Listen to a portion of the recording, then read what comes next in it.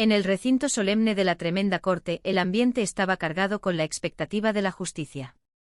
El secretario, siempre atento, aguardaba la señal para dar inicio a la sesión. El reloj marcaba la hora exacta cuando el magistrado hizo su entrada.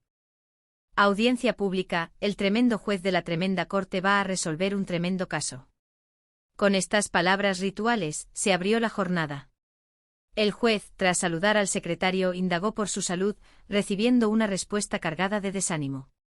El secretario confesó sentirse débil y muy flojo, ante lo cual el juez, con un humor algo rústico, le sugirió un remedio insólito: imitar a los toros, comer hierba en el potrero y rumiar con paciencia. La sugerencia no fue bien recibida.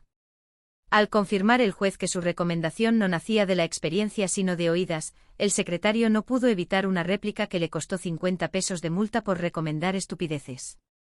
Así, con el rigor económico establecido, pasaron al asunto principal del día: una estafa. Los protagonistas del conflicto.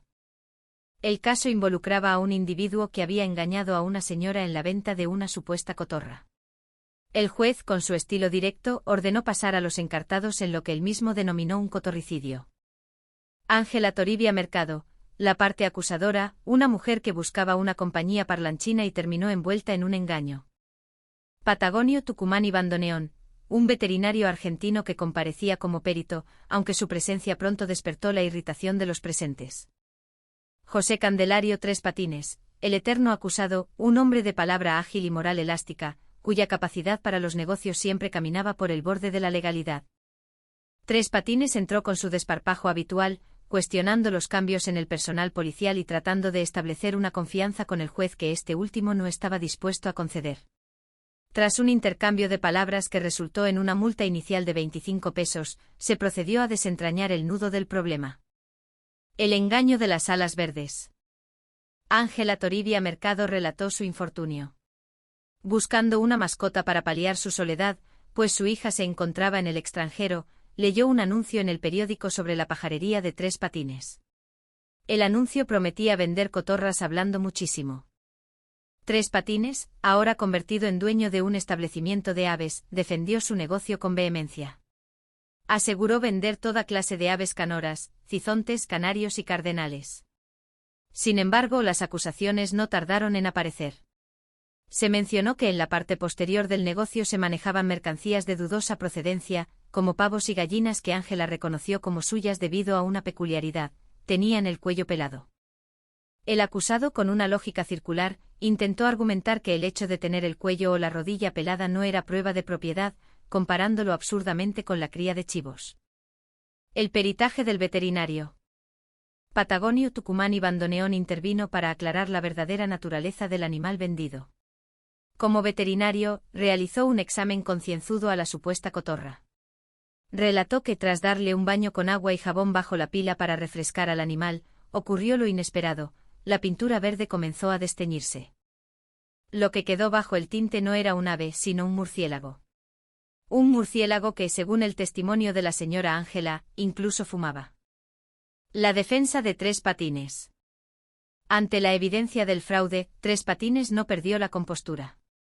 Atribuyó el error a su madre, asegurando que ella era quien manejaba las falsificaciones, y que él simplemente recibía los lotes de aves a granel. Con un descaro asombroso, relató otras anécdotas de su comercio, como la vez que intentó vender un cangrejo pintado de amarillo como si fuera un canario, alegando que las tenazas llenas de plumas eran sus alas. El punto central de su defensa radicó en la interpretación del anuncio publicitario. Ante la pregunta de por qué el animal no hablaba si el anuncio decía hablando muchísimo, Tres Patines respondió con una genialidad de la picaresca: el que habla muchísimo soy yo para poder vender el animal. Argumentó que pasó cerca de 4 horas empleando toda su capacidad retórica para convencer a la señora Ángela, y que por lo tanto, el anuncio era estrictamente veraz respecto a la cantidad de palabras pronunciadas durante la transacción, aunque dichas palabras no salieran del pico del animal. La resolución de la justicia. El juez, habiendo escuchado suficiente sobre murciélagos con radar, cangrejos voladores y anuncios engañosos, decidió poner fin a la farsa. A pesar de los intentos de Tres Patines por desviar la atención hacia un posible enfrentamiento físico con el perito argentino, la autoridad se mantuvo firme. El magistrado consideró que el acto era una estafa flagrante. No se puede vender un mamífero nocturno pintado como si fuera un ave parlanchina sin enfrentar las consecuencias de la ley. La sentencia fue clara y directa, dictada con el ritmo propio de quien busca restaurar el orden. Por ser razonable y legal, el acusado debía devolver de inmediato los 500 pesos que la señora Ángela había pagado por el animal. Además, como castigo por su reincidencia y por la naturaleza del engaño, el amigo Tres Patines fue condenado a cumplir 7 veces la pena impuesta.